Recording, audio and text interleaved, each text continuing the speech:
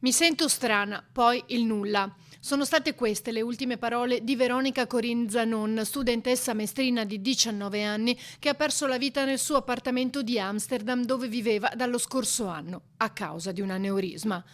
La ragazza sarebbe stata trovata in fin di vita verso mezzogiorno di sabato dal fidanzato, ma già dal pomeriggio precedente sembra si fosse sentita male mentre era in giro con alcune amiche.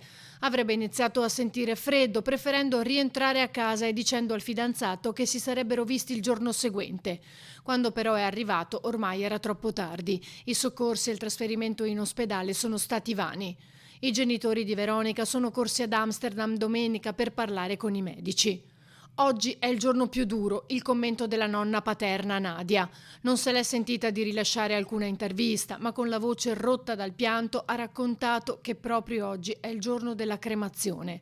Veronica tornerà a casa senza vita in aereo tra le braccia dei suoi genitori, ha detto ancora. Era una ragazza splendida, bellissima, solare, continua la nonna. Sarebbe dovuta andare in Inghilterra, ma poi, causa Brexit, è andata in Olanda. Siamo tutti sconvolti, ha concluso. Il rientro delle ceneri in Italia è previsto per sabato prossimo, da decidere la data dei funerali. Veronica Corinne aveva frequentato le elementari e le medie alla Scuola Internazionale di Mestre, per poi diplomarsi all'H-Farm di Roncade. Era appassionata di moda, per questo aveva deciso di intraprendere il suo percorso di studi universitari a Londra, salvo dover ripiegare, proprio come ha raccontato la nonna, sull'università della capitale olandese.